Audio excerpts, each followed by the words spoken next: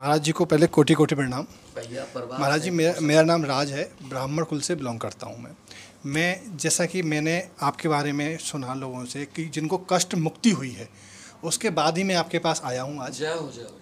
ठीक है, एक पड़ोस में थे मेरे, उनको एक परेशानी थी और कई जगह उन्होंने दिखाया।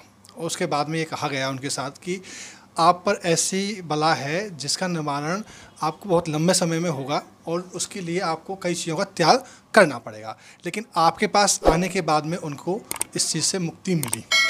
माँ देती है। तो मैं महाराज जी एक बात जानना चाहूँगा इस संबंध में कि जैसे कि माता रानी की जो कृपा आप बता रहे हैं कि होती है सब पे, तो जितने भी ये लोग ढोंगी लोग होते हैं, इनकी मैं ढोंगी कहूँगा उन लोगों से कि जैसा कि जो बलि मांगते हैं या रात को बकरे की बलि, मुर्गा की बलि, ये सब, तो क्या ऐसा कोई प्रावधान है कि कोई भी शक्ति बलि मांगती है?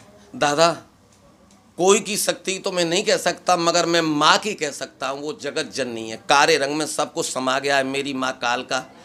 कभी किसी की नाई तो बलि ली। हाँ, रक्त बीज को एक चीज बहुत अच्छा आपने क्वेश्चन पूछा है कि माँ ये ढोंग धतूरा वाले माई को बलि देते हैं। कुछ आस्था ऐसी होती है कि माई ने रक्त बीज को खत्म किया था।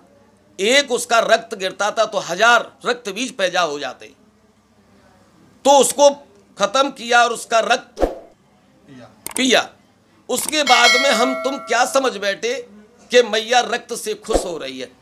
वो तो इस वजह से खुश हुई कि ब्रह्मा विष्णु महेश तीनों के आदेश से उस रक्त बीज को खत्म किया कि मैंने अपने भोलेनाथ का कार्य किया है, इस रक्त बीज को खत्म किया है।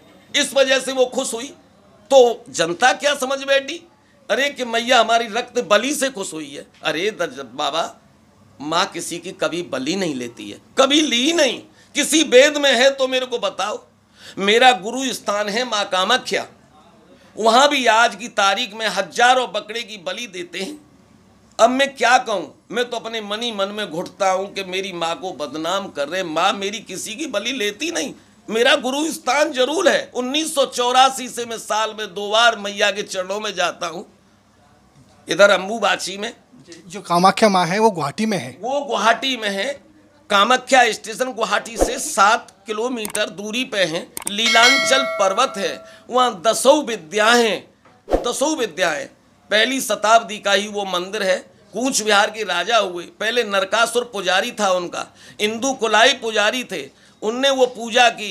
इस सब लो तो इस वजह से वो विश्व विख्यात इस सब लो होता चला आ रहा है। सबकी जननी है माँ। माँ कामाख्या एक ऐसा स्थान है, वहाँ अपना ध्यान भी कोई पहुँचा लेता है तो वो उसकी मुक्ति हो जाती है। वो एक शक्ति पीठ भी कहते हैं कि शक्ति पीठ है। सब 51 पीठों में सर्वश्रेष्ठ पीठ है। वहाँ भक्ति पूजा होती है। बाकी 3 दिन 23 जून, 24 जून, 25 जून मैया रक्त सुला से होती है, जैसे बहन बेटी होती हैं।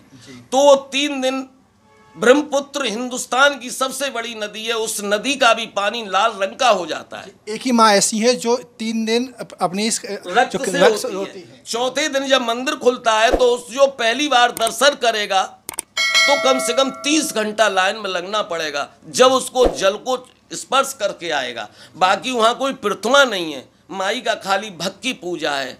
वो सर्वशक्ति है, सर्वशक्तिमान है, महाशक्ति है, उससे बड़ी शक्ति कोई नहीं है।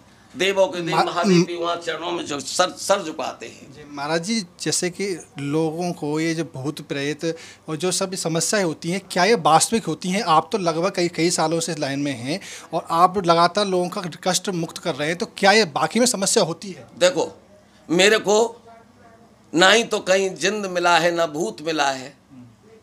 ये खाली भूत निकलेगा आपके अंदर से, प्रेत निकलेगा आपके अंदर से। न कहीं भूत है न कहीं जिंदे, और देखने के लिए सब कुछ है। मतलब मन का वहम है। अगर हम बात करें, मन का वहम है। मैं खाली आदमी को यही संतुष्टि देता हूं कि भैया कोई कुछ नहीं है।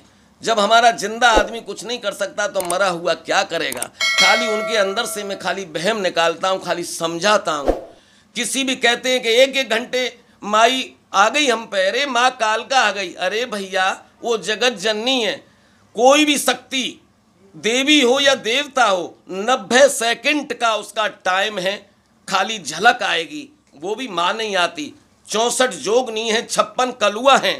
ये खाली एक क्षण भर के, वो भी 90 सेकंड यानी 1.5 मिनट के लिए आएंगे। अब मैं देखता हूं कि 1-1 घंटा 2-2 घंटा बहन बेटी खेल रही हैं, मैं तो उनका परीक्षण भी करता हूं तो वो फेल हो जाती हैं। बहुत तेरे कहते हैं मेरे पर बाबा वीर बुलाकी आ गया, मैं उसको वंशावली पूछता हूं, भैया तेरे बाप का नाम क्या है, तो कोई बताता ही नहीं। नाम तो जरूर सुन लिया कि मैं बाबा बुलाकी हूं, मगर उसकी वंशावली पूछते ही फेल हो जाता है। तो